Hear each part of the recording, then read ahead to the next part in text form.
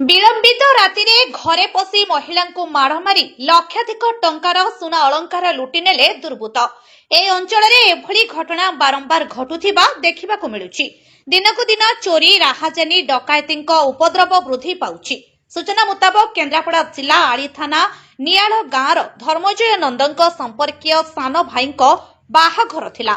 बाहाघर tent बंधा होइथिला। सही tent साहाय्य छात उपरे चढ़ी सेढ़ी घर आजबेस्ट को ताड़ी घरे पशिथिले दुई जण दुर्बृत्त। परिवार लोके घरे शोइथिबा बेले धर्मजय स्त्री और तांको मां को माड़ मारी पिंधा अलंकार सहित घरे थिबा लक्षाधिक टंकार सुना अलंकार नगद 25,000 टंका नहीं चंपट मारिले दुर्बृत्त। दुर्बृत्तଙ୍କ माड़े लहु लुहाण होई आली थानार द्वारस्थ होइछंती। एबे देखिबाकू बाकी रहिला पुलिस चोर मानकू धरिबारे केबे सक्षम हेउछि। ब्यूरो रिपोर्ट शक्ति न्यूज। राति 2टा ରୁ 3ଟା ଭିତରେ चोर पशि घर भितर पशि माँ चेन मोर चेन मंगलसूत्र नहीं मत मारी घर बाहर दौड़ी पड़ी जाइए। काली मोर शोची मत कि मालूम ना मो रूम रे मो लक कर भीतर पटू शोती ताड़ी ताड़ी बेकर गोटे चेन पकई चेन को नहीं जाइए कि मत मालूम ना कि नहीं बाहर पटू चिटकिन दे तापर पुओ आसिक चोर चोर कही मत डाक मारला मुझे उठी आसली आसला बहुत तार रक्त मुह सब रक्त दात भांगी पकड़ मारी बहुत पुओ रक्त मोर चेन नहीं चेन मंगलसूत्र प्राय राति 2टा ରୁ 3ଟା ଭିତରେ ସେମାନେ ଆମର टेंट बंधा मो सान भाई गोटे रिसेप्शन थिला।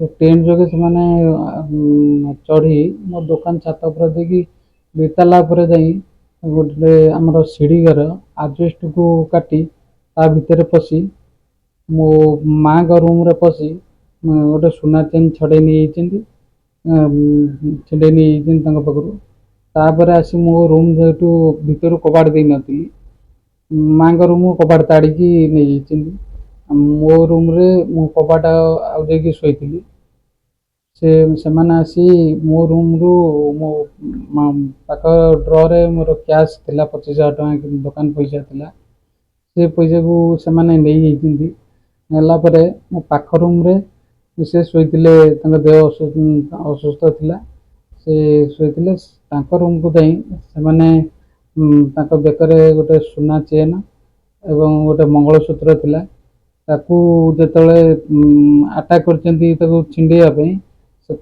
निद भांगीगला किए किए जेतले कहते सी गोटे कपड़ा साहाय्य मुहर दाबी धरिकी कहले तू जो पार्टी करू ते जीवन मारदेबू सी कौन कर जो जाबी धरचन मुह को सी आंगुल की मिसेस कामुड़ दे जहाँफल से कौन कर मुह को मारिकी आखि पूरा फुले पूरा आखि दांत भी भांगी आ